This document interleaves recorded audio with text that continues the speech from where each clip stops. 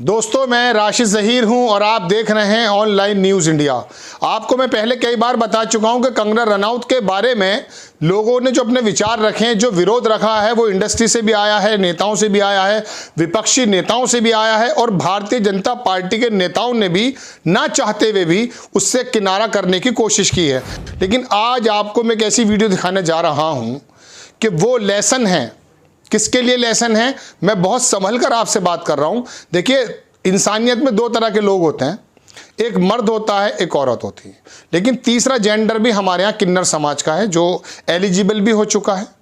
उस किन्नर समाज के एक व्यक्ति ने, जो कि लक्ष्मी नारायण है, महामंडलेश्वर किन्नर अखाड़ा के, जानते होंगे आप काफ़ी ज़्यादा टीवी पर आए हैं।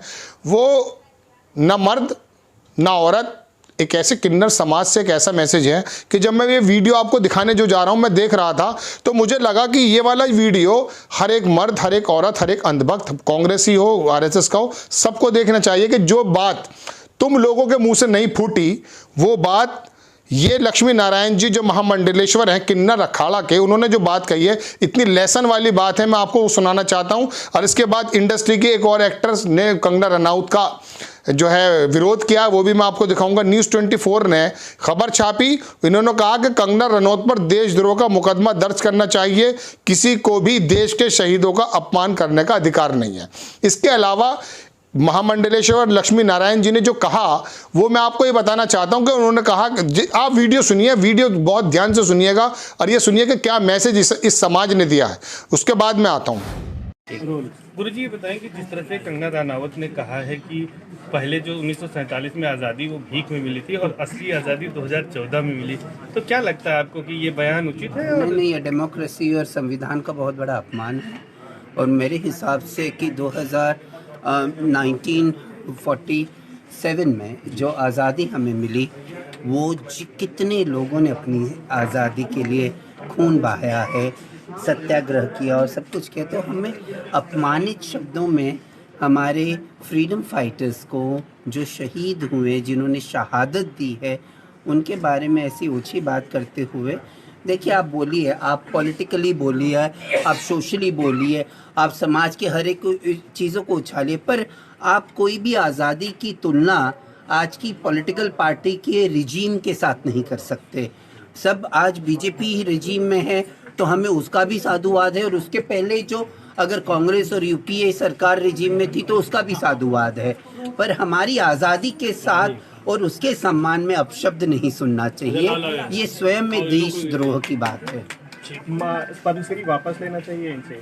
नहीं, अब मैं ये सारी बातों पे मैं नहीं जाऊंगी, पर ये उनको बात समझनी चाहिए कि ये खुद के फुटेज के लिए, खुद के नाम आगे बढ़ाए, कंट्रोवर्सी में रहने के लिए आप आज़ादी और इंडिपेंडेंस जैसी चीज़ों को आप पॉलिटिकल रंग ना दें।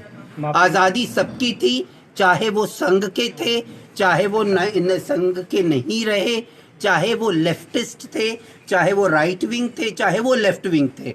आज़ादी हमें भी, अब मैं कहूँगी कि आज़ादी 2014 के बाद हमें मिली, क्योंकि हम नालसा जजमेंट तब आया। मैं पूर्ण भारतीय तब हुई जब नालसा जजमेंट आया, तब ट्रांसजेंडरों को उनका हक मिला, पूर्ण भारतीय होने का सौभाग्य मिला। हम ऐसे नहीं कहते ना, हमारे माता पिता ने आज़ाद भारत में सांस लिया, तो हमें आज़ादी वही उसी दिन मिली 1947 में, जब असली आज़ादी हमें मिली है। माफ़ी मांगनी चाहिए कंगना को? अफकोर्स सबको माफ़ी मांगनी चाहिए, जो अपशब्द आज़ादी की लड़ाई के वीर वीरांगना और हमारे भी कम्युनिटी के लोग रहे हैं, हम किसी के। तो आपने देखा कि किस तरह से अखाड़ा समाज, अखाड़ा जो है उसके जो ये कर्ता धर्ता है, और किन्नर समाज के ये वो भी हैं, महामंडलेश्वर इनको कहा जाता है, लक्ष्मी नारायण।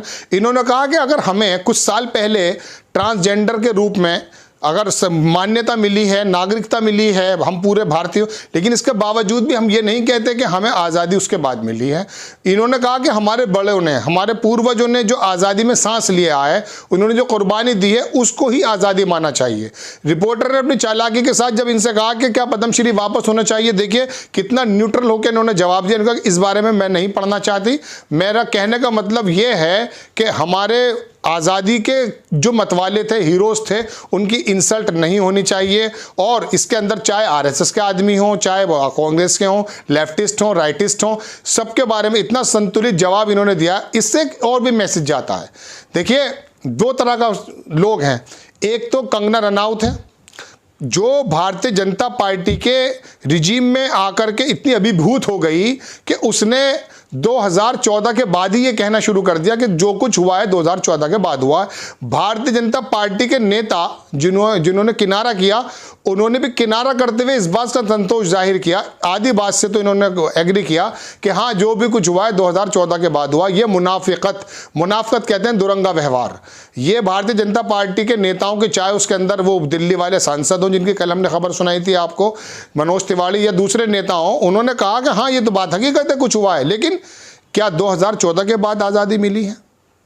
अगर प्रधानमंत्री जी, मान लीजिए, हालांकि जितनी भी बाहर की संस्थाएं हैं और हमारे जो पैरामीटर्स हैं उसमें प्रधानमंत्री कार्यकाल और भारतीय जनता पार्टी का जो कार्यकाल है वो सब मनमोहन सिंह के कहीं ठहरता ही नहीं है। लेकिन उसके बावजूद भी अगर हम ये मान लें कि मोदी जी ने काम किया, तो क्या 2014 के बाद ही भारत का उदय हुआ?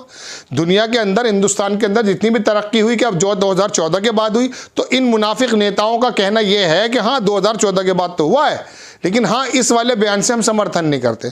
लेकिन इन्होंने क्या कहा, लक्ष्मी नारायण जी ने, इन्होंने कहा कि वो, हम नहीं कहते कि इसके अंदर आरएसएस के नेताओं की भागीदारी थी आज़ादी में 1947 में, या कांग्रेस या लेफ्टिस्ट, लेकिन जिन्होंने भी इस काम को किया है वो वाकई आज़ादी वही थी और किसी को अधिकार नहीं है ये बात कहने का।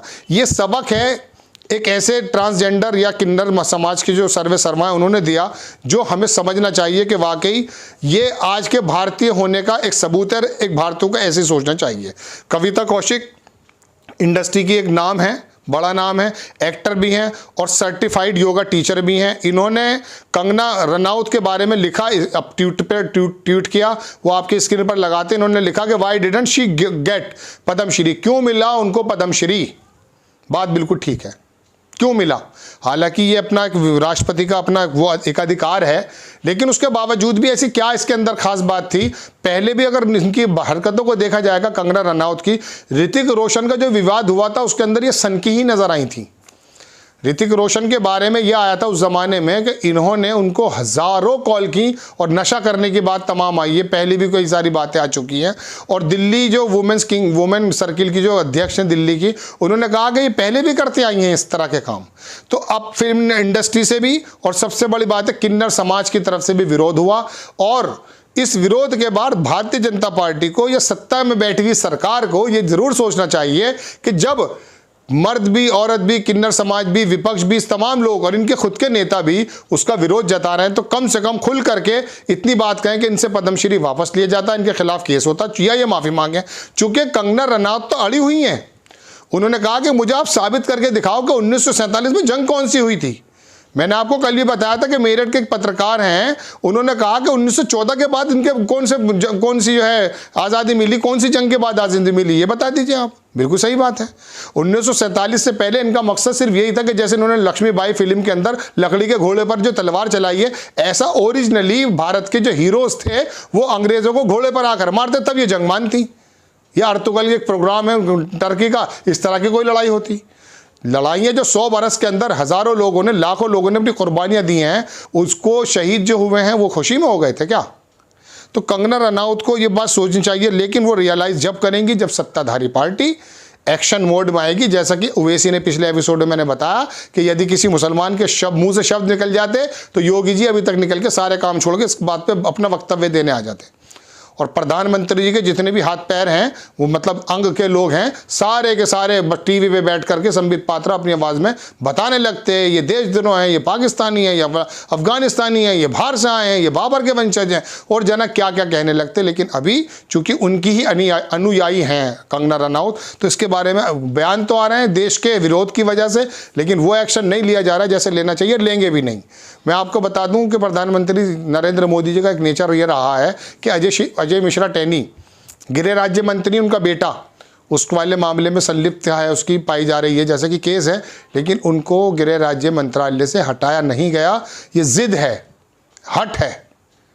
वरना होता यह है कि पहला काम ये होता कि पहले तो मंत्री जी खुद ही कह देते भाई मेरा बेटा इसमें इन्वॉल्व है, ये संस्थाएं मेरे नीचे आती हैं, लिहाजा मैं इस्तीफ़ा दे रहा हूँ। लेकिन ऐसा इतनी ज़्यादा जो क्या कहते हैं अपनी एक सेल्फ रेस्पेक्ट होती है, अपना जो एक दिमाग होता है, इतना इस्तेमाल नहीं करता नेता। अपने लालच के अंदर एक पद का जो लालच है कुछ ही दिन का है, वो भी थोड़े समय में वो भी ख़त्म हो जाएगा। 2024 में फिर चुनाव है। लेकिन प्रधानमंत्री जी की जिम्मेदारी बनती थी, गृह मंत्रालय की जिम्मेदारी बनती थी कि उन मंत्री को उस विभाग से हटाया जाता, लेकिन ऐसा होता नहीं है। मोदी जी जो फैसला ले लेते हैं उससे पीछे नहीं हटते, चाहे 1 साल हो जाए किसानों को पड़े हुए वहाँ। बहरहाल आपको खबर कैसी लगी अपनी राय कमेंट्स बॉक्स में ज़रूर दीजिए। चैनल को सब्सक्राइब कीजिए, शेयर कीजिए, घंटी दबाइए। नेक्स्ट टाइम फिर किसी खबर के साथ हाजिर हो जाता हूँ। घंटी अगर बजाएंगे तो आपको नोटिफिकेशन मिल जाएगा। मेरी खबरें अच्छी लगती हैं तो उसको शेयर कीजिए। जय हिंद। चैनल को सब्सक्राइब करें और घंटी जरूर दबाएं।